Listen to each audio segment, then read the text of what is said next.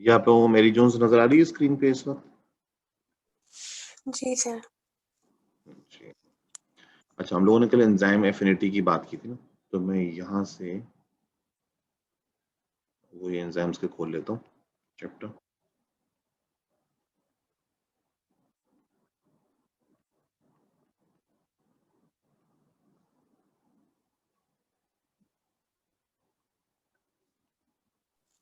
Sir last 15 minutes में आप जी protein का कॉन्सेप्ट समझा देंगे?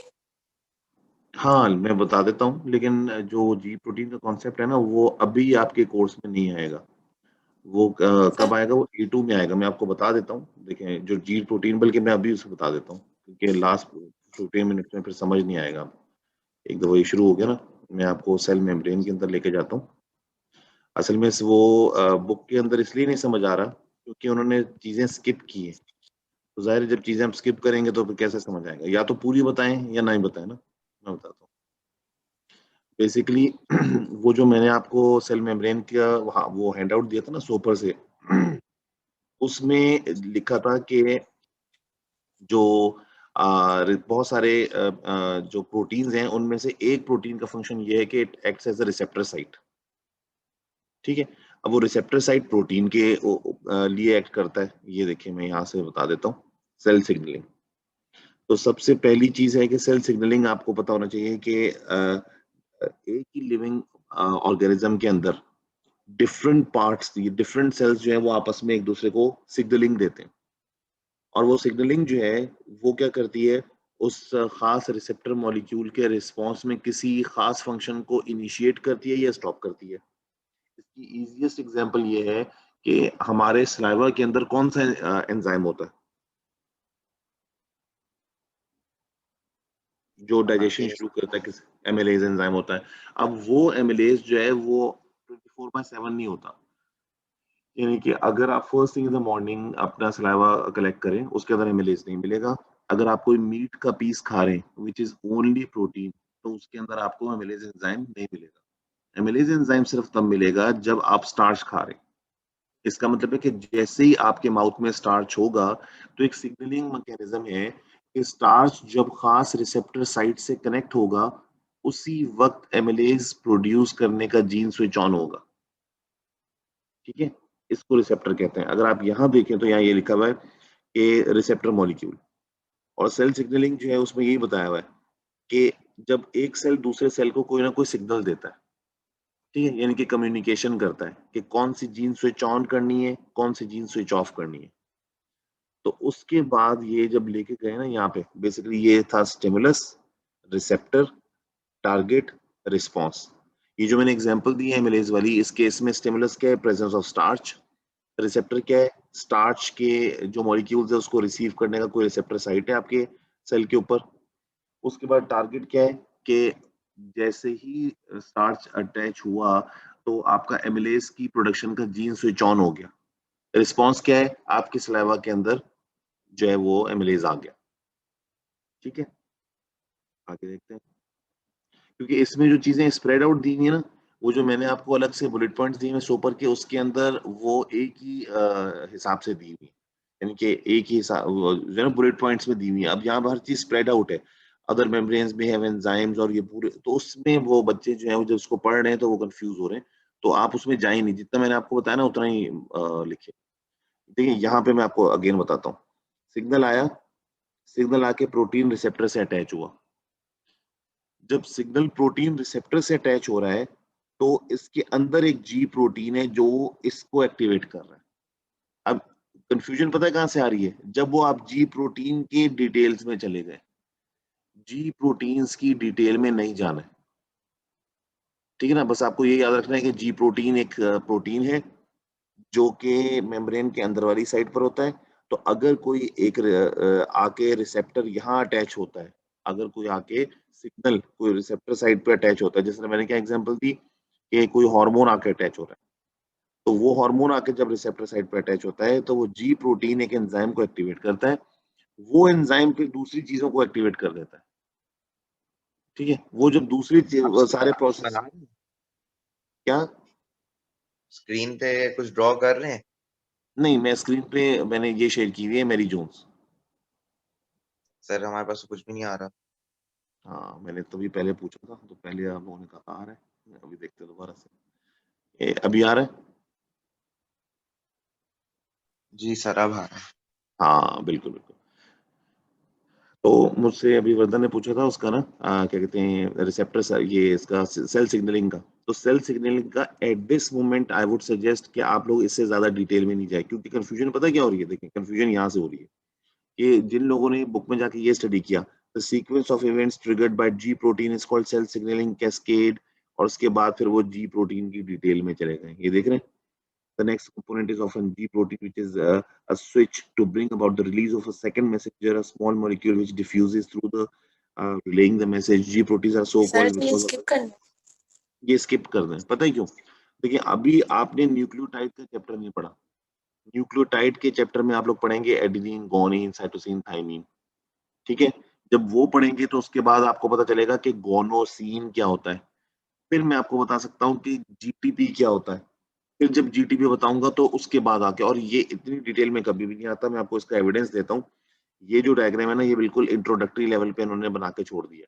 इसकी जो मैं आपको पॉइंट्स दूंगा ना कि किस तरह सेल सिग्नलिंग होती है, वो हम न्यूक्लिक एसिड की बात करेंगे, नंबर वन। नंबर टू, आप ये देखें कि इसकी असली डिटेल A2 का पोर्शन है, आपका पोर्शन नहीं है।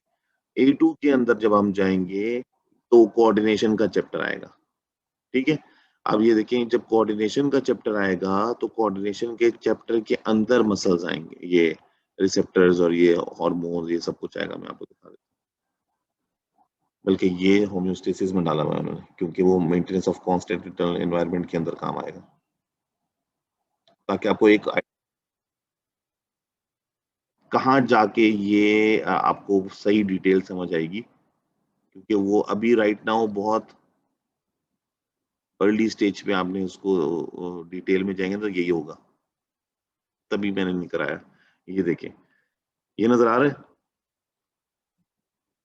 अब ये A2 का चैप्टर है, होम्योस्टेसिस, पेज 317 आगे जाके। अब आपको इसको देख के समझ आएगा, बल्कि यहाँ पे भी एंजाइम लिखा हुआ है, इसका नाम पूरा नहीं लिखा हुआ। रिसेप्टर साइट है, ग्लूकागॉन हार्मोन आके लग रहा है, ये जी प्रोटीन की बात हो रही है। उसके बाद ये जो एंजाइम है इसका नाम है एडेनालाइल साइक्लेज, फिर वो एटीपी को सीएएमपी में चेंज कर रहा है, वो इनएक्टिव प्रोटीन काइनेज को प्रोएक्टिव प्रोटीन काइनेज में चेंज कर रहा है। अब देखें ना, हम अभी एंजाइम पढ़ रहे हैं तो ये सारी चीजें आपको तब तक आ जाएंगी। फिर हम जब जाएंगे तो मैं आपको बताऊंगा जी प्रोटीन क्या है, तो ये चक्कर। इसलिए मैंने कहा था कि वो आपसे कभी भी इस तरह नहीं पूछेंगे। उसका जो सेल सिग्नलिंग का मैकेनिज्म है, हम पहले वो वाला पार्ट कर ले, न्यूक्लिक एसिड्स वाला। वो फिर मैं आपको छोटा सा पैराग्राफ लिखवा दूंगा जो रेलेवेंट एएस के लिए। ये A2 की डिटेल आपसे कभी भी नहीं पूछेंगे। सर और कोई चीज स्किप करनी है सेल मेम्ब्रेन में से? नहीं नहीं नहीं, बाकी सेल मेम्ब्रेन जो मैंने कराया ना आपने, वो हर चीज करनी है। लेकिन सेल मेम्ब्रेन में सबसे इंपॉर्टेंट चीज मैंने क्या कराई है, उसके फीचर्स। दूसरी चीज मैंने क्या कराई है, उसके फंक्शंस। तीसरी चीज क्या कराई है कि वो जो ऑस्मोसिस, डिफ्यूजन, वो सारी चीजें हम करेंगे। जब ये एंजाइम का हम चैप्टर कर लेंगे ना, और एंजाइम का चैप्टर करने के बाद जब हम उसके पास पेपर्स करेंगे, तो आपको बहुत सारे पास पेपर्स में वाटर पोटेंशियल में कंफ्यूजन होगी, क्योंकि वाटर पोटेंशियल थोड़ा सा ट्रिकी है ना, more negative to less negative. तो वो जब आपको मैं एक दो क्लासेस अपने साथ में वो उसकी मेम्ब्रेन की प्रैक्टिस की करवा लूंगा ना, पास पेपर्स, फिर आपको समझ आ जाए। यानी कि उसके अंदर हम लोगों ने बेसिकली अभी तक क्या किया है, हमने किया है कि ये मेम्ब्रेन के अंदर प्रोटीन होते हैं और उनके ये फंक्शंस होते हैं सारे। उसमें एंजाइम का फंक्शन बताया, कोलेस्ट्रॉल का फंक्शन बताया, उसके बाद हमने रिसेप्टर साइट का फंक्शन बताया, एंटीजन का फंक्शन बताया, वो तो हो गया।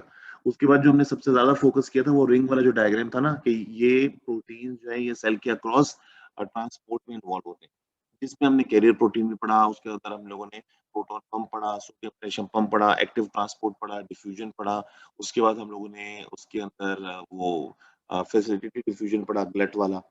वो सारी चीजें करने के बाद जब हम लोगों ने, फिर आप लोगों ने प्रैक्टिस किया प्लाज्मोलिसिस में, जो प्रैक्टिकल किया था वो भी समझ आ गया। अब क्या होगा, और फिर हमने बल्क ट्रांसपोर्ट किया था, ठीक है, एंडोसाइटोसिस, एक्सोसाइटोसिस, पिनोसाइटोसिस। तो अब जब उसकी हम थोड़ा सा प्रैक्टिस करेंगे ना पास पेपर्स की, कि जी यहाँ ये ज्यादा पोटेंशियल, वाटर पोटेंशियल यहाँ से यहाँ आ जाएगा, ऑस्मोसिस ऐसे होगा, तो आपको क्लियर हो जाएगा। वरना उसमें सब कुछ है, सिर्फ सेल सिग्नलिंग में ये जो जीटीपी वाली चीज है ना फिलहाल, ये आप छोड़ दें, क्योंकि इसमें आपको कंफ्यूजन जीटीपी की वजह से भी होगी। और अभी आपको जो दूसरा वो है ना, सेल कि कोई जीन स्विच ऑन कैसे होती है, स्विच ऑफ कैसे होती है। जब हम जीन वाला चैप्टर पढ़ लेंगे न्यूक्लिक एसिड वाला, तो फिर आपको ये समझ आ जाएगा। सर और टाइप्स ऑफ प्रोटीन भी था बुक में, ये इंट्रिंसिक और ये एक्सट्रिंसिक प्रोटीन। ये तो पढ़ा था हमने। इंट्रिंसिक प्रोटीन का मतलब ऐसा प्रोटीन है जो दोनों मेम्ब्रेन को टच करेगा, जो फ्लूइड मोज़ेक मेम्ब्रेन में मैंने डायग्राम बनाया हुआ भी ऐसा। और फिर है एक्सट्रिंसिक प्रोटीन जो सिर्फ वन साइड को टच कर रहा है, या तो सिर्फ बाहर वाली साइड को टच कर रहा है या सिर्फ अंदर वाली साइड को। अब इस केस में देखिए ये एंजाइम आपको नजर आ रहा है, ये दोनों मेम्ब्रेन को टच कर रहा है, तो ये इंट्रिंसिक प्रोटीन हुआ। इसको इंटेग्रल प्रोटीन भी कहते हैं। ये जो जी प्रोटीन है वो सिर्फ एक साइड को टच कर रहा है, तो ये एक्सट्रिंसिक प्रोटीन हुआ। कुछ ऐसे प्रोटीन होंगे जो सिर्फ आउटसाइड टच करेंगे, वो भी एक्सट्रिंसिक प्रोटीन होंगे। तो वो तो हम लोगों ने पढ़ा है। ठीक है ना। यहाँ पे जो फ्लूइड मेम्ब्रेन है, ये देखें, ये मेम्ब्रेन आ गया। अब ये प्रोटीन जो है ये दोनों फॉस्फोलिपिड्स को टच कर रहे हैं, ये इंट्रिंसिक प्रोटीन है। ये सिर्फ एक साइड को टच कर रहा है, तो ये कैसा प्रोटीन हुआ? Extrinsic protein. ये जिसके ऊपर ये लिखा हुआ है जो ग्लाइकोप्रोटीन बना हुआ है, ये भी एक्सट्रिंसिक हुआ। Okay sir. सही ना। ये देखें यहाँ पे लिखा हुआ है, they are called intrinsic or integral proteins. So proteins that are found embedded within the membrane are called intrinsic or integral. ये इनर लेयर आउटर लेयर पूरे स्पैन करेंगे होल मेम्ब्रेन से, जबकि एक्सट्रिंसिक सिर्फ एक साइड को टच करेंगे। ठीक है जी, हम दोबारा अब आ जाते हैं एंजाइम के ऊपर। अच्छा, कल मैंने एंजाइम के आपको जो टाइमिंग की बात बताई थी कि कैसे हम रेट को प्लॉट करते हैं और हम खाली टाइम को नहीं प्लॉट करेंगे, क्योंकि उसकी वजह से क्या होता है कि खाली अगर आप टाइम लगाएंगे तो वो एंजाइम का जो डायग्राम बनेगा वो अपसाइड डाउन हो जाएगा। ठीक है ना, वो हम करेंगे नहीं। और उसको सही करने के लिए हम लोग जो है वो उसको रेट को प्लॉट कर रहे होते हैं। ठीक है, तो ये एंजाइम की बात हो रही थी कल, और एंजाइम में यहाँ से लेकर आता हूँ ये वाला। और फिर मैंने आपको एफिनिटी की बात बताई थी। ठीक है, एफिनिटी में थोड़ा सा आपको यहाँ आगे जाके एफिनिटी यहाँ से टर्नओवर रेट और ये दिखा दूँ।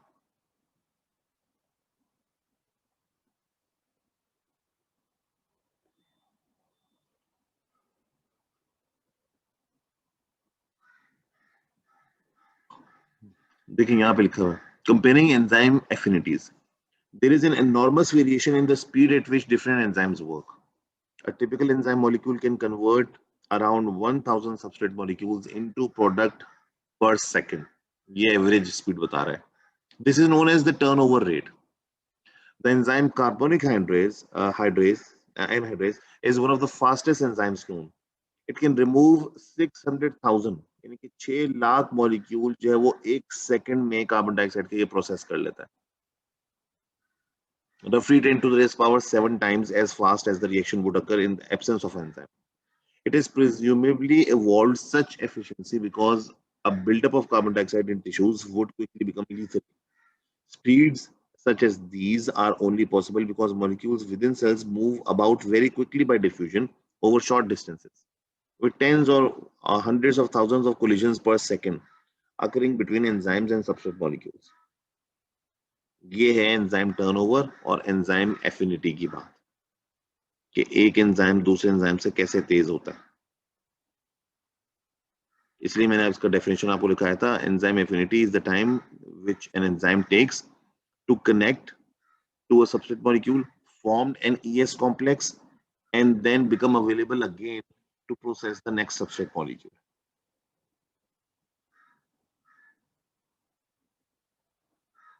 ये समझ आया? इससे रिलेटेड कोई क्वेश्चन है तो पूछ लें।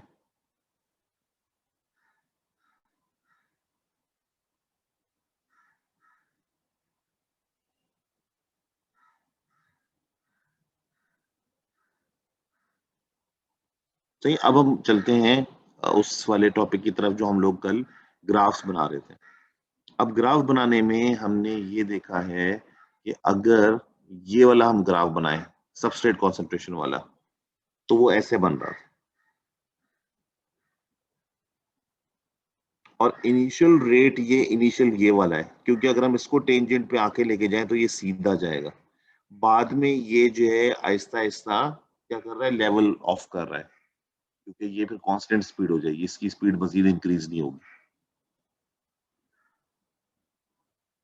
सर ये किस चीज का ग्राफ है? ये जो राइट वाला ग्राफ है ये सबस्ट्रेट कॉन्सेंट्रेशन और रेट ऑफ रिएक्शन का ग्राफ है, जैसे नॉर्मल वाला ग्राफ था। यानी कि हम लोगों ने चार ग्राफ पढ़े थे ना। एक सबसे पहला ग्राफ था टेम्परेचर का, और दूसरा ग्राफ था पीएच का, तीसरा जो ग्राफ था वो सबस्ट्रेट कॉन्सेंट्रेशन का था। सबस्ट्रेट कॉन्सेंट्रेशन वाले ग्राफ में एंजाइम डी नेचर नहीं होता, बस होता तो क्या उसमें है, तो आपने कर्व नहीं बनवाया? क्या कर्व बनवाया था ना आपने? अभी कर्व भी तो है, ये राइट वाला देखे ना, अभी लेफ्ट वाले को छोड़ दें, राइट वाले इसको देखे, ये अच्छा कर्व भी है सही ना। सही सही। हाँ, अभी वो ये वहां कैसे जाएगा वो हम अभी अभी करेंगे। यहाँ से देख रहे हैं, ये यहाँ लेकर आए तो ये ऐसे कर्व आ रहा है। अब बात ये है कि इसका अगर हम इनिशियल रेट ऑफ रिएक्शन लें तो हम लीनियर लाइन को देख रहे हैं, इनिशियल रेट ऑफ रिएक्शन में लीनियर लाइन ऐसे जाएगी। अब आपको पता है कि इस प्लेनेट पे सबसे फास्टेस्ट एनिमल कौन सा है?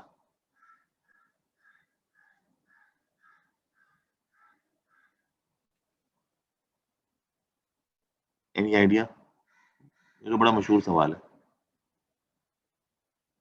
What is the name of the animal which runs fastest? चीता। चीता, हाँ, बिल्कुल।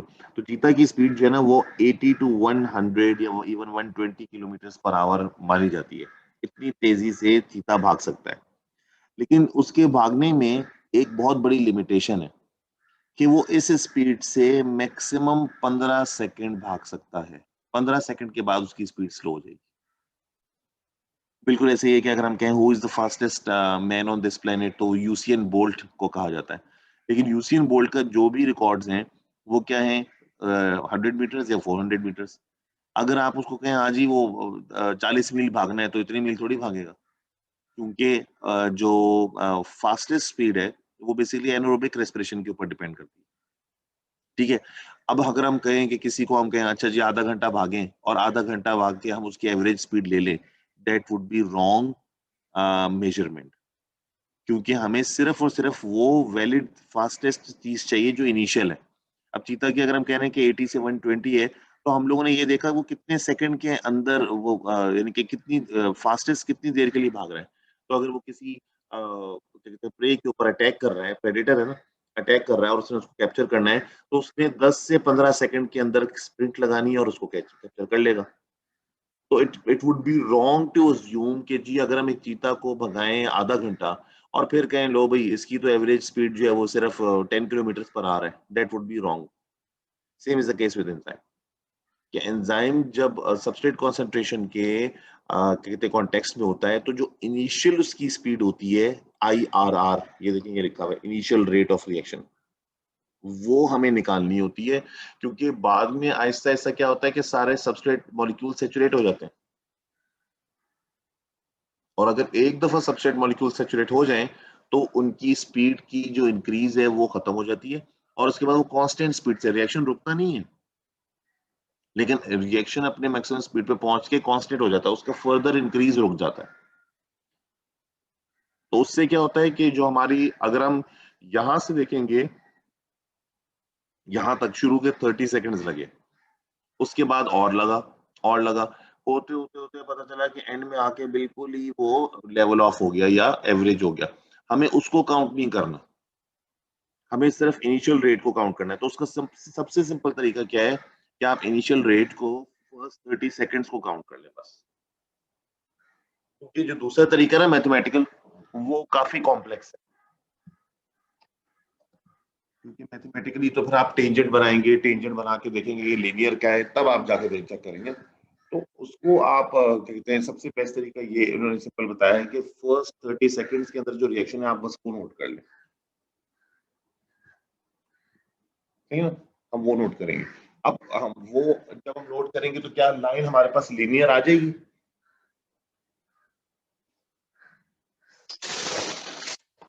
मैं इसको विंडो को बंद कर लूँ, कब नहीं शो होता है।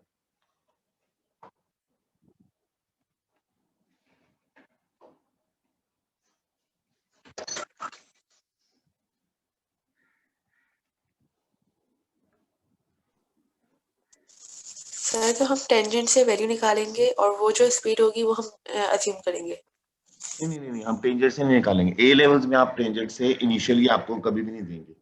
आपको बस ये कहेंगे कि जो फर्स्ट 30 सेकंड के अंदर रीडिंग आ रही है आप वो अज्यूम कर लें। मैं आपको वो भी दिखा देता हूँ टेंजेंट से कहाँ दिया हुआ है आपके बुक में। ये बुक नजर आ रही है ना आपको? अब मैं आपको यहाँ से आगे लेके जाता हूँ और प्रैक्टिकल वाले उस सेक्शन में जब ये खत्म होगा ना आपका एएस,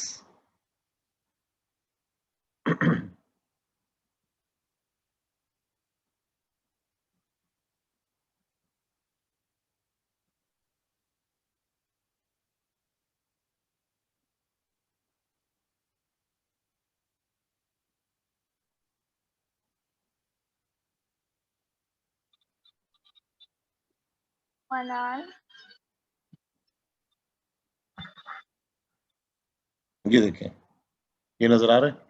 इस तरह ये टेंजेंट का सिलसिला होता है कि यहाँ टेंजेंट बनाएंगे, ये पॉइंट है, यहाँ पे आपको यूं 90 डिग्री का वो लेके आना है। लेकिन ये जो है ना डिटेल, ये आपके कोर्स में अभी नहीं है। आपने सिंपल क्या करना है, ये इस तरह का कर्व आ रहा है ना, इस तरह का, तो यहाँ से अगर आपको लीनियर निकालना हो तो इस तरह से टेंजेंट से निकालेंगे। ये आगे जाके दिया हुआ है, calculating the gradients of a straight line and a curve at a point. इसका आसान तरीन तरीका ये है कि आप जो है वो बस फर्स्ट 30 सेकेंड्स ले लें एंजाइम के केस में, क्योंकि अगर आप पास पेपर्स निकाल के देखेंगे तो कहीं पर भी आपको इनिशियल रेट ऑफ रिएक्शन इस तरह नहीं निकालने को बोला हुआ। सही में यहाँ पे फर्स्ट जो 30 सेकेंड्स हैं उसके अंदर आप अज्यूम करेंगे और वो बिल्कुल सीधा सीधा लीनियर ग्राफ हो।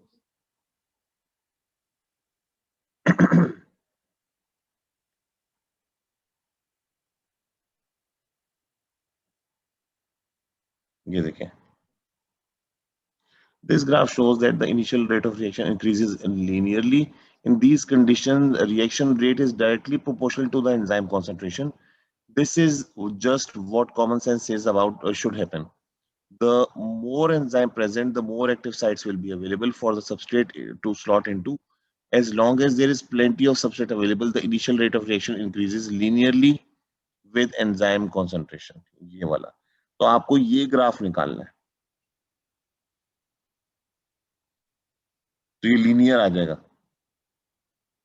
अब इसको लीनियर करने के लिए हम क्या करते हैं, जब हम ये ग्राफ देखते हैं ना, इस ग्राफ में हम जब ये सबस्ट्रेट वाला ग्राफ पढ़ रहे हैं, प्रॉब्लम ये है कि यहाँ से आके जब ये इसको टच कर रहा है, हम कह तो रहे हैं कि ये 100% इसका जो सेचुरेशन रेट आ गया, लेकिन असली में ये 100% होता नहीं है।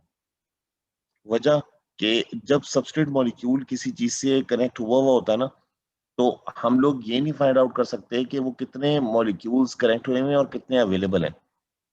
और यहाँ पे हम कभी भी वो उस पर पहुंच नहीं सकते, यानी कि एक होता है ना कि सबस्ट्रेट कॉन्सेंट्रेशन में हम मैक्सिमम पे पहुंच जाए। देखें यहाँ लिखा हुआ है, the effect of substrate concentration figure 3.8 shows the result of an investigation in which the amount of catalase was kept constant at the amount and the amount of hydrogen peroxide was varied.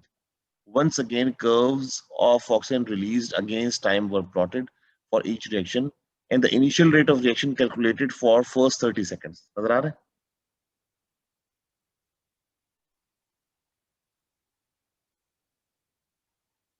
ये book में ये page share हो रहा है ना, first 30 second, ये देखिए लिखा हुआ। These initial rates of reaction were then plotted against substrate concentration. As substrate concentration increases, the initial rate of reaction also increases. Again, there is only what we would expect. The more substrate molecules there are around, the more often the enzyme's active site can bind with.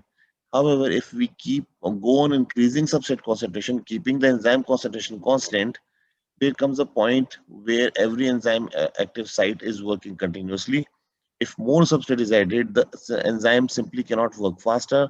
Substrate molecules can effectively queuing up, यानी कि वो line में लग जाते हैं, for an active site to become vacant. The enzyme is working at its maximum possible rate. This is called Vmax. ये concept आपने समझना है कि जब हम ग्राफ में पहले हम नॉर्मली क्या करके आए हैं, जो हम लोगों ने y एक्सिस के ऊपर प्लॉट किया था वो 1 अपॉन टाइम किया था। और इस केस में जब हम सबस्ट्रेट का ग्राफ बनाते हैं तो हम इसको बोल देते हैं वी मैक्स।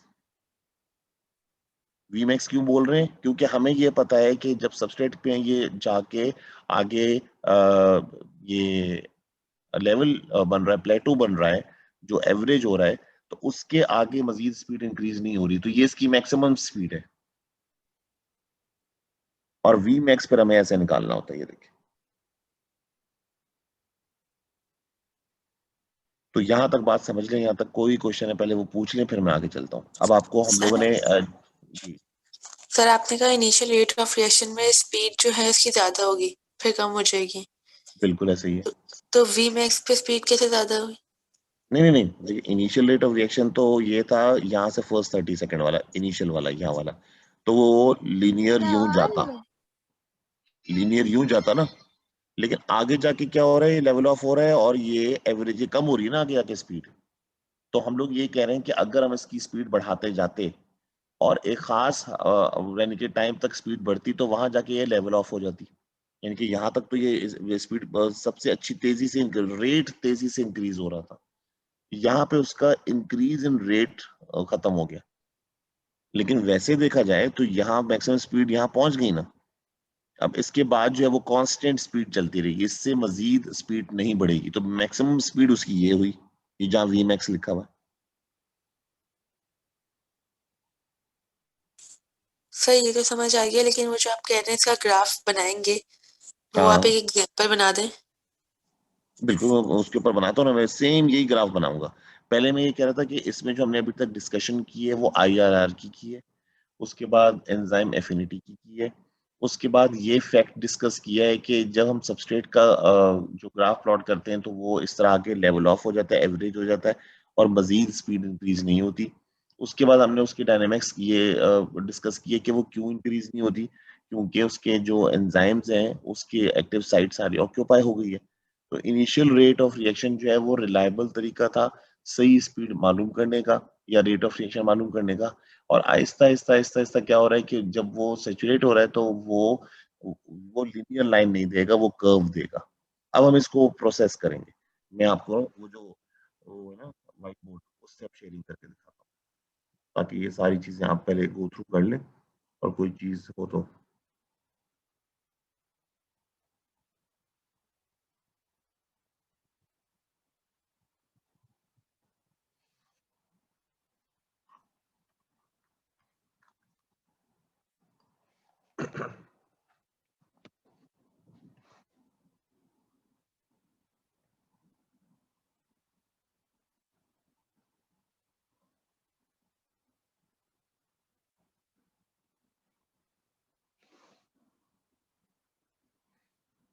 अब यहाँ पे हमने ग्राफ बनाया है ऐसे, और हम ये कह रहे हैं कि ये जो पॉइंट है ये वी मैक्स है, थोड़ा सा इससे ऊपर।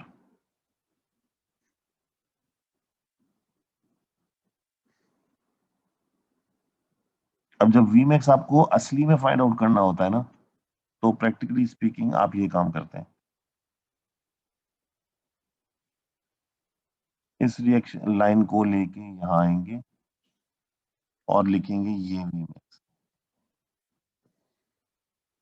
और नीचे जो है वो सबस्ट्रेट कॉन्सेंट्रेशन है जो आप यूं लिखते हैं।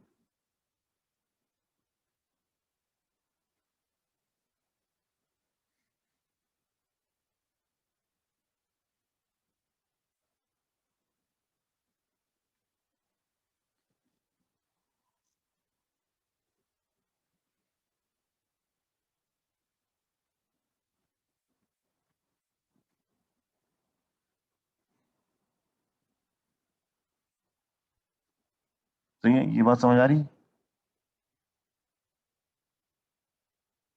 पहले तो ऐसे ग्राफ आना चाहिए आपको। अब इनिशियल रेट ऑफ रिएक्शन का ग्राफ ऐसे आना था,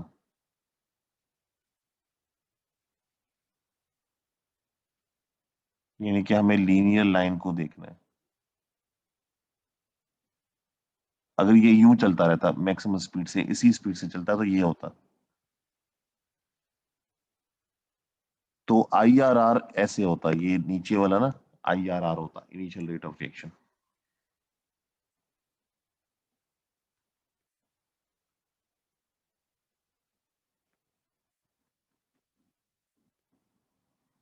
अब प्रॉब्लम ये होती है कि हम कह तो रहे हैं इसको वी मैक्स, लेकिन ये कभी भी इस पॉइंट को अचीव करता नहीं है। तो जो साइंटिस्ट्स होते हैं ना, वो कहते हैं कि भाई मैथमेटिकल एक्यूरेसी लेके आनी है, तो वो इसको इनिशियल रेट ऑफ रिएक्शन वाले को डबल रेसिप्रोकल प्लॉट पे प्लॉट करते हैं।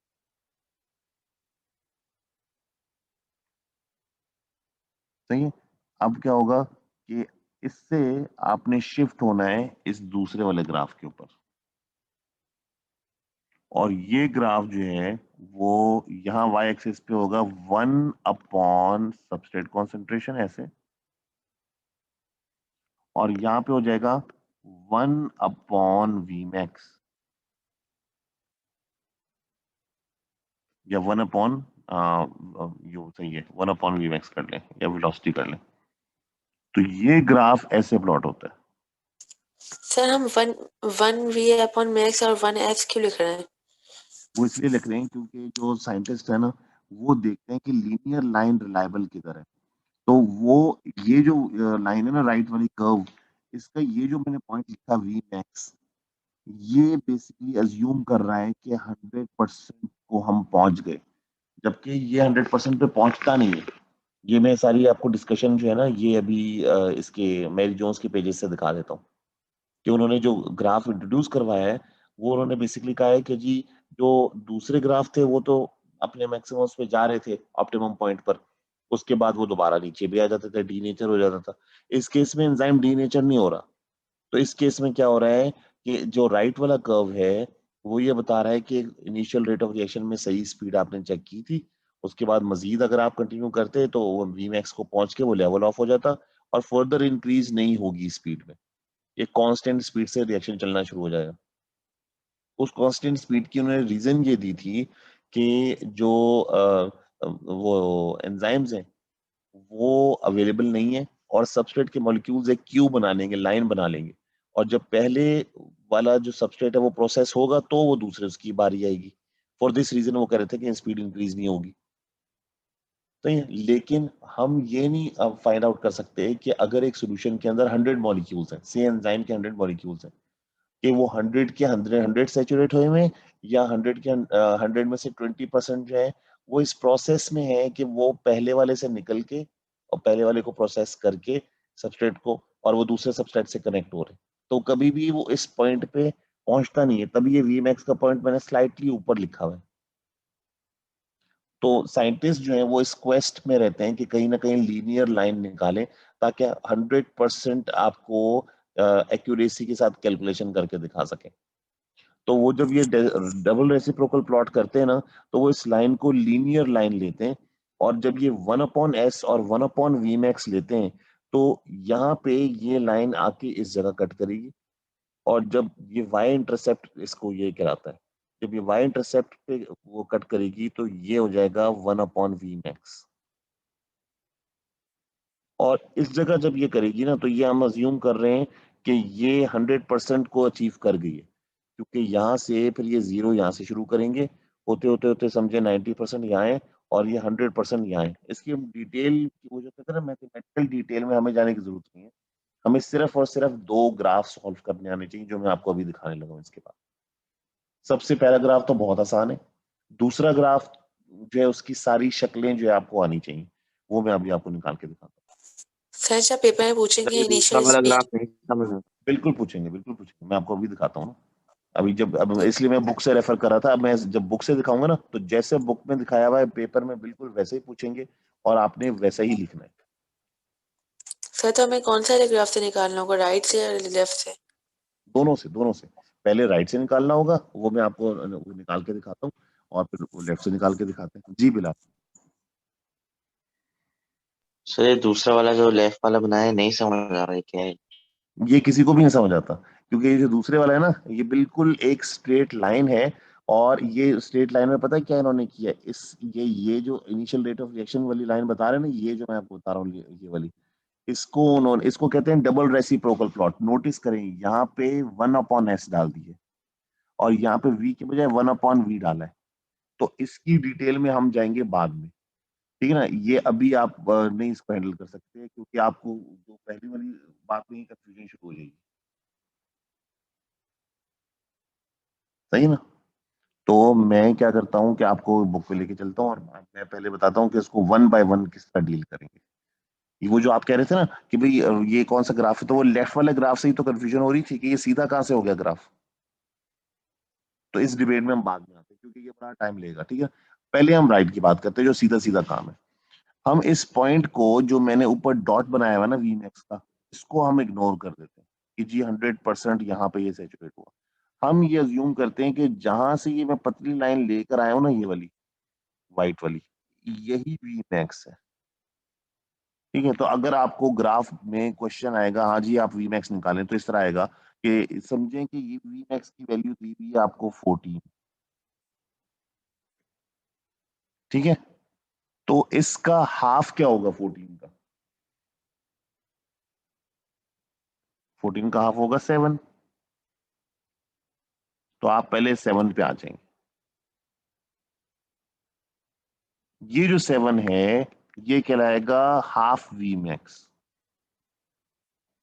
क्योंकि बहुत सारी ऐसी चीजें होती हैं जो सही तरह प्रिडिक्ट जब नहीं हो सकती तो हम उसका हाफ ले लेते हैं, वो सही तरह प्रिडिक्ट हो जाती है। इसकी एग्जांपल मैं आपको इस तरह दूंगा कि रेडियो एक्टिविटी में आपने पढ़ा होगा हाफ लाइफ, कि जब आप ये नहीं निकाल पाते कि जो 100% कोई जो रेडियो एक्टिव क्या कहते हैं कंपाउंड है वो कब डिकम्पोज होगा, रेडियो एक्टिविटी कब होगा उसका, तो आप क्या करते हैं कि उसकी हाफ लाइफ निकाल लेते हैं। उसकी हाफ लाइफ से बहुत सही प्रिडिक्शन हो जाती है। फॉर एग्जाम्पल अगर हम दो कार्स हैं उनकी रेस लगा रहे हैं, ठीक है, दो एक ही तरह की कार है, तो दोनों कार थियोरेटिकली जानी चाहिए 120 130 की स्पीड पे। हो सकता है कि किसी फैक्टर की वजह से कोई वो एक थोड़ी सी 5 किलोमीटर या 10 किलोमीटर ऊपर हो, एक नीचे हो, तो उसकी मैक्सिमम फुल थ्रॉटल पे जरूरी नहीं है कि दोनों एक्यूरेटली मैच करें, लेकिन दोनों की हाफ वेलोसिटी आप सही प्रेडिक्ट कर सकते हैं। सही ना, तो यही चीज यहाँ दी हुई है कि हाफ वी मैक्स पहले हम निकालेंगे और उस हाफ वी मैक्स के पॉइंट को हम फाइंड आउट करेंगे। तो पहले हमने ग्राफ में इस तरह ग्राफ दिया हुआ आएगा सबस्ट्रेट कॉन्सेंट्रेशन का, और आपने निकालना है, वो आपसे पूछेंगे इसका हाफ वी मैक्स क्या है, तो आप सिंपल उससे एक लाइन ड्रॉ करेंगे, वो वाई एक्सेस को टच करेंगे और वहां आएगा 14, सपोज एग्जांपल मैंने दिया हुआ है। ठीक है ना, ये वी मैक्स है उसका। और फिर आप उससे हाफ निकालेंगे ग्राफ से, तो वो आपने निकाल लिया 7। अब क्या होगा कि इस जगह पे आप ये लाइन ऐसे यहाँ लाके टच करेंगे और ये लाइन टच कर देंगे आप एक्स एक्सिस से। जब आप एक्स एक्सिस से टच करेंगे तो ये पॉइंट वो कंसंट्रेशन बता रहा है जिसपे कोई भी एंजाइम कैटलाइज रिएक्शन अपना हाफ वी मैक्स अचीव कर लेता है, और हर एंजाइम के लिए ये पॉइंट कांस्टेंट होता है, क्योंकि हम जब ये किसी एंजाइम की स्पीड का अंदाजा लगाना चाहते हैं ना, कि कौन सा एंजाइम फास्ट काम करता है, कौन सा एंजाइम स्लो काम करता है, तो उसका मैकेनिज्म मेथड जो है निकालने का स्टैंडर्ड तरीका वो ये है कि हम उसके सबस्ट्रेट कॉन्सेंट्रेशन वाला एक्सपेरिमेंट करेंगे, उसके बाद हम उसका वी मैक्स निकालेंगे, फिर हम उसका हाफ वी मैक्स निकालेंगे। हाफ वी मैक्स निकाल के हम जब उसका ग्राफ प्लॉट करेंगे तो एक खास पॉइंट पर उसका जो एक्स एक्सेस के ऊपर जब वो टच करेगा, उस एरिया को हम कहेंगे के एम। ये जो पॉइंट है इसको कहते हैं के एम। ये माइकलिस मेंटन कांस्टेंट कहलाता है। सही है, अब इस पूरे ग्राफ को देख के can any student try defining what is के एम? आपसे वो पूछेंगे भी व्हाट इज के एम, तो हमें ये तो पता है कि के एम एक कांस्टेंट है, लेकिन आपके सामने ये ग्राफ बना हुआ है, इसको देख के आप बता सकते हैं कि के एम को डिफाइन कैसे करेंगे?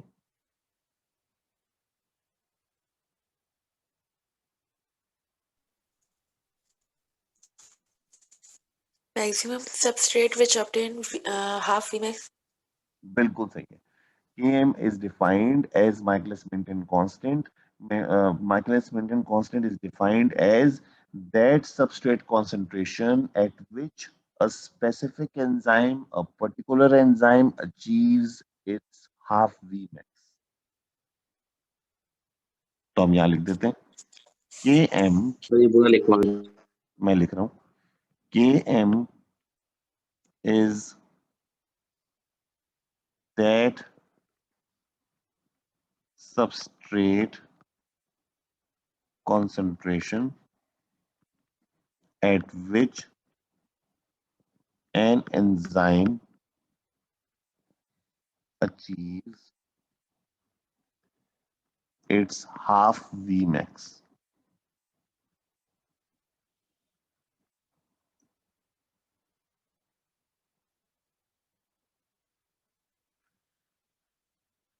अगर कोई फास्ट एंजाइम होगा उसकी थोड़ी कॉन्सेंट्रेशन वो रिएक्शन कर लेगी।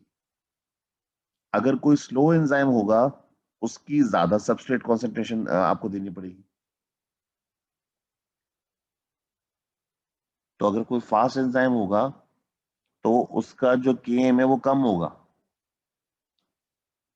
और जो स्लो एंजाइम होगा उसका Km ज्यादा होगा।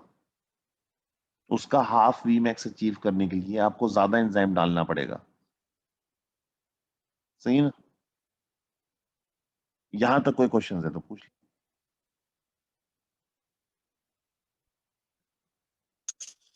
सर इनका इनडायरेक्ट रिलेशन है कि जितना फास्ट होगा उतना हाफ होगा, उतना कम होगा हाफ Vmax। हाँ जाहिर है ना कि अगर कोई चीज जो है वो ज्यादा कॉन्सेंट्रेटेड है उसकी कम क्वांटिटी लगेगी। तो अगर यहाँ पर एंजाइम कॉन्सेंट्रेशन यानी कि कोई अगर एंजाइम है वो फास्ट है, वो जल्दी प्रोसेस कर लेता है, तो उसकी कम क्वांटिटी देनी पड़ेगी। और कोई स्लो एंजाइम है और आप चाह रहे हैं कि ज्यादा स्पीड इंक्रीज हो जाए तो उसका ज्यादा क्वांटिटी देनी पड़ेगी। तो अभी हम लीनियर के चक्कर में नहीं पड़ते, अभी हम सिर्फ इस चीज में आते हैं, क्योंकि वो जो मैं आपको दिखा रहा था एंजाइम, वो देखें वो ये वाला था, हाफ वी मैक्स उन्होंने ये बताया हुआ। फिर उसके बाद वो आगे जाएंगे और आगे जाके वो सारी डिबेट आएगी जो मैंने अभी बतानी है, क्योंकि ये जो एंजाइम का ये वाला था ना, वो ये बड़ा ही वो है। देखें, another useful value can be obtained from double reciprocal plot, namely the Michaelis Menten constant, ये वाला। तो ये देखें यहाँ पे इन्होंने ये किया हुआ है कि ये पूरा वो है। अब देखें, नोटिस करें कि ये Vmax असली में इसको टच नहीं कर रहा, क्योंकि जब ये एंजाइम वो होता है ना, जब ऐसे हो रहा होता है तो ये थियोरेटिकली कभी भी 100 को टच नहीं करता। तो हम ले क्या कहते हैं, ये Vmax दिखाया हुआ है और ये हाफ Vmax दिखाया हुआ है। अब हाफ Vmax पे उन्होंने लाके सीधा सीधा इसको एक्स एक्सिस पर टच किया है, इसको कहते हैं Km।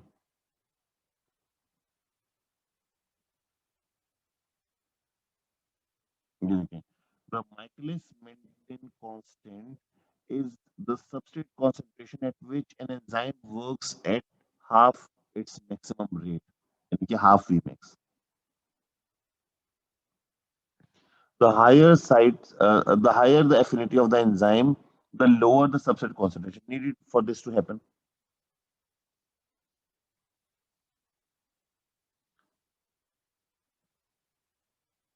The higher the affinity, the lower the Michaelis-Menten constant, and quicker the reaction will proceed. तो ये कांस्टेंट जो है हर एंजाइम की इन्होंने एक स्पीड बनाई हुई है, और हर एंजाइम का रिएक्शन जो है उसकी स्पीड वो इस तरीके से करते हैं। देखिए, कार की एग्जांपल भी इन्होंने दी हुई है। दीज आर टू एक्सपेक्ट वो aspects of efficiency are rather than using the maximum speed and acceleration to measure the efficiency of a car. तो वो जैसा मैंने बताया था कि वो प्रेडिक्टेबल नहीं होती, लेकिन जो हाफ है वो प्रेडिक्टेबल होती है।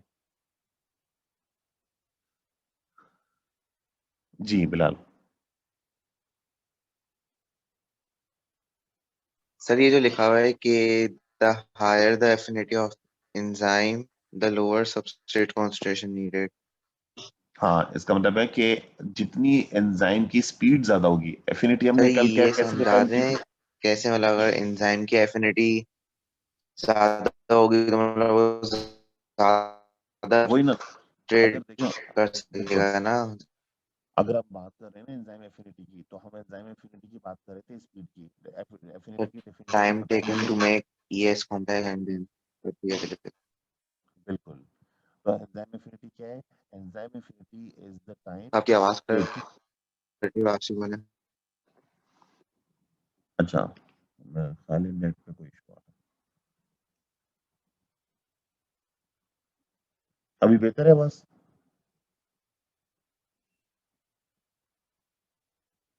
अभी एंजाइम आवाज जी बेहतर सर। है? हाँ। तो था एंजाइम एफिनिटी में क्या इशू है कि enzyme affinity is the ability of an enzyme to connect with a substrate, process it and become available again. ऐसे ही ना, तो अगर एक एंजाइम फास्ट है तो वो जल्दी अवेलेबल हो जाएगा। जी। तो ये है कि अगर एंजाइम स्लो है तो वो देर में अवेलेबल होगा, एंजाइम फास्ट है तो जल्दी होगा। तो जो एंजाइम फास्ट होगा उसकी थोड़ी क्वांटिटी जो है वो हाफ वी मैक्स अचीव कर लेगी।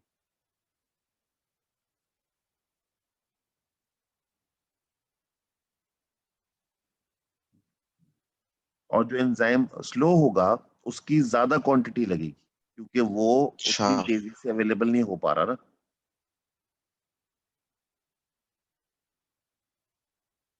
सही ना। इसलिए हम क्या करेंगे कि इस नीचे वाले ग्राफ में, ये जो लीनियर ग्राफ है, ओके। हम इस लेफ्ट वाले ग्राफ में हम बाद में आएंगे। और अभी हमने सिर्फ राइट वाला ग्राफ देखना है। सर आपने क्या अभी हम बोला, जो एंजाइम फास्ट होगा उसकी थोड़ी क्वांटिटी? जो एंजाइम फास्ट होगा वो जल्दी अवेलेबल हो जाएगा ना, तो उसकी कम कॉन्सेंट्रेशन लगेगी। ऐसा एंजाइम जो फास्ट होगा उसकी एफिनिटी ज्यादा होगी, जिस एंजाइम की एफिनिटी ज्यादा होगी उसकी क्वांटिटी कम लगेगी। तो वो वही स्पीड अचीव करने के लिए उसका Km कम होगा। Km क्या है? That substrate concentration eight which an enzyme achieve it's half Vmax। तो अगर एक एंजाइम की एफिनिटी ज्यादा है, यानी कि स्पीड ज्यादा है, तो उसकी कम सबस्ट्रेट कॉन्सेंट्रेशन लगेगी।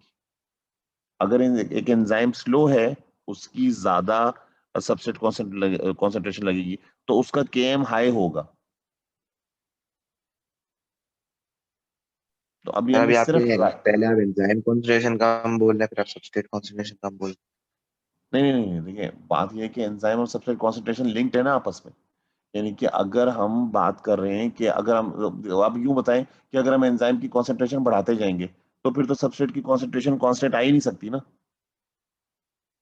हमें क्या करना है कि हमें सिर्फ एक चीज लेनी है। तो अगर हम ये कह रहे हैं कि एंजाइम की क्वांटिटी कितनी लगेगी, यानी कि अगर हम स्पीड की बात कर रहे हैं ना, तो हम कहते हैं कि किसी भी एंजाइम की स्पीड, जिस एंजाइम की स्पीड ज्यादा है उसकी कम कंसंट्रेशन लगेगी।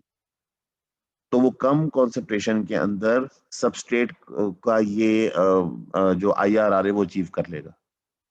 क्योंकि देखिए ये टॉपिक ऐसा नहीं है कि वन गो में आपको समझ आ जाए। ठीक है, ये मैंने आपको कल ही बता दिया था। और मैंने कहा था ये जो आगे वाला आएगा ना इसका सेक्शन, ये थोड़ा चैलेंजिंग है, तो हम इसको यहीं तक रखेंगे। अभी तक हमने सिर्फ, अब लेफ्ट वाले ग्राफ को आप भूल जाए, अभी हमने सिर्फ राइट वाले ग्राफ को किया है, वो भी आधा आधा किया है। कैसे कि राइट वाले पे मैं आपको एक या दो पास पेपर क्वेश्चन निकाल के दिखाऊंगा कि आपने करना क्या है। करना सिर्फ ये होगा कि वहाँ Vmax दिया हुआ होगा, इस Vmax को आपको जाके y एक्सिस पे टच करना होगा। वहां पे टच करने के बाद फिर आप हाफ Vmax पे जाएंगे। हाफ Vmax पे आके आप ग्राफ को ऐसे टच करेंगे और नीचे x एक्सिस पे टच करके उसका Km निकालेंगे। खत्म। अभी तक हमने ये किया है। अब वो कहाँ, वो जो आप कह रहे हैं ना एंजाइम कॉन्सेंट्रेशन, वो जो पीछे वाले ग्राफ में दिखा के आया हूँ, वो दोनों कॉन्सेंट्रेशन के ग्राफ को एक साथ डील कर रहे हैं, वो जो मैं आपको बता रहा था। देखिए सर आप पांचवें ये देखिए, प्रश्न में हमें केएम पूछा होगा या हाफ वीमैक्स? Km पूछा, Vmax दिया हुआ होगा और उस Vmax से पहले आप हाफ Vmax निकालेंगे और Km पूछेंगे वो आपको। तो बिलाल ये देखें, वो जो आप पहले कह रहे हैं ना, ये देखें, ये जो है ये सबस्ट्रेट कॉन्सेंट्रेशन में ग्राफ आया हुआ है। अब देखिए नीचे क्या दिया हुआ है, एंजाइम कॉन्सेंट्रेशन का ग्राफ दिया हुआ है। अब ये देखें, ये लीनियर हो गया। जी सर। इसलिए ये अलग से चीज है। तो फिलहाल आप हम काम करते हैं, ये अगले लोग जो है एंटर होना शुरू हो गए, अगली क्लास वाले। हम सिर्फ ये काम करते हैं कि आज के लिए हम ये कंक्लूड करते हैं कि हमारा जो ग्राफ हमने किया है ना आज, वो सिर्फ ये वाला किया है। ये देखिए कि एक्स एक्सिस के ऊपर सबस्ट्रेट कॉन्सेंट्रेशन जा रही है, वाई एक्सिस के ऊपर जो है वो स्पीड जा रही है, इनिशियल रेट ऑफ रिएक्शन जा रहा है। ये इनिशियल रेट ऑफ रिएक्शन आगे जाके कांस्टेंट हो गया। उसके बाद ये Vmax है, Vmax को हमने यहाँ आके टच किया वाई एक्सिस पे। हाफ Vmax हम यहाँ अचीव करेंगे, हाफ Vmax से हम इसको यहाँ टच करेंगे और नीचे लेके Km निकालेंगे। बस पहले तो सीधा सीधा ये काम करें। कल मैं आपको इसका पास पेपर दिखाऊंगा। और वो पास पेपर जो है वो हमें इस तरह से, अच्छा ये बताएं कि कल की क्लास कब रखनी है, हमने ये तो डिसाइड ही नहीं किया। दोपहर में सर, दोपहर में। दोपहर में नहीं है ना टाइम, दोपहर में तो 11 बजे वो वाले हाँ, मतलब लोग, या लेट फिर आप लेट। लोग, मैंने कहा था ना कि आप लोग फ्राइडे को भी रख सकते हैं। सर 10 से 11 कर लें। फ्राइडे की दोपहर को कर लें, मतलब जरूरी नहीं है कि आप हर रोज क्लास लें, आपको हफ्ते में 4 घंटे पूरे करने हैं। अगर आप हफ्ते में 2 दिन सुबह उठ के 8 बजे ले लें, 8 से 9, और एक फ्राइडे के दिन आप 2 घंटे की क्लास ले लें चाहे तो। सर फ्राइडे मुश्किल होता है। क्योंकि फ्राइडे हमारे नॉर्मल क्लास भी तो होती है 9 बजे 9 अब वो बजे के बजाय 10 बजे। सुबह कर लें, दोपहर में नहीं, फ्राइडे को। मैं बिल्कुल दोपहर में नहीं कह रहा, मैं ये कह रहा हूँ ना कि अपने हिसाब से आप एक काम करें कि डिस्कशन करके बता दें। इस दफा तो फ्राइडे को आप कर लेना, यानी कि इस दफा फ्राइडे को 9 बजे सही है, 8 बजे नहीं रखते, 9 बजे रख लेते हैं। सर 9 से 10। 9 से 10 कर लें, आई डोंट माइंड। ठीक है ना। सर कल उसमें बाकी कल कर लें 11 से 12। नहीं, 11 से 12 नहीं ना कर सकते, 11 से 12 A2 वाले। सर 10 से वो 11। सुबह उठा है ना। नहीं, दूसरे मेरे कॉलेजेस वो 9 से 11 हैं, दूसरे कॉलेजेस मेरे पास 9 से 11 है। तो मैं अब क्या, मेरे पास दो ऑप्शन बचे हैं, या तो मैं सारे AS 8 से 9 कर दूं, ठीक है, और A2 तो 11 से 12 हो चुके हैं सारे। दूसरा ऑप्शन मेरे पास ये है कि हम AS की 2 क्लासें 8 से 9 कर लें, और बाकी वीकेंड पर जो आपको टाइम सूट करे हम उसको थोड़ा लेट कर लें, लाइक 9 से 10 कर लें, 10 से 11 कर लें, फ्राइडे सैटरडे ऐसे कर लें। सर 10 से 11 नहीं, 10 से 11 क्लास होती है। हाँ, तो फॉर नाउ ये काम करते हैं कि हम फ्राइडे को 9 से 10 रखते हैं, जो हमारी यूजुअल क्लास है। कल हम कोई क्लास नहीं रखते, परसों कोई क्लास नहीं रखते। हमारी वो एक क्लास कल हो गई थी ना 8 बजे, एक क्लास हमारी आज हो गई, ठीक है ना, 2 क्लासें हमारी होगी। अब हम ये करेंगे कि फ्राइडे को 9 से 10 क्लास रखते हैं, फिर हम डिस्कस कर लेंगे, जो सबको कन्वीनियंट होगा तब तक ये हो भी जाएगा, और बाकी फिर हम अपनी क्लासें पूरी कर लेंगे। कल छुट्टी। कल छुट्टी है ना, बिल्कुल। वो कह रहे हैं हफ्ते में हमने 4 क्लासें करनी है ना बेसिकली, वेरी गुड हो गया। क्योंकि थ्योरी में हमें ऑनलाइन में हफ्ते में 4 क्लासें करनी है। तो कल हमारी क्लास हो गई 8 से 9, अभी दूसरी क्लास हो गई 8 से 9। तो अब हम कल छुट्टी, और उसके बाद परसों से जो फ्राइडे है उसमें आप 9 से 10 हम अपनी यूजुअल क्लास रख लेते हैं, ओके। फिर डिसाइड करेंगे। लेकिन बाय दैट टाइम मैं इसके पास पेपर निकाल के दूंगा तो आपको ये कंफ्यूजन खत्म हो जाएगी, सही ना। ओके। चलें सर, खुदा हाफिज।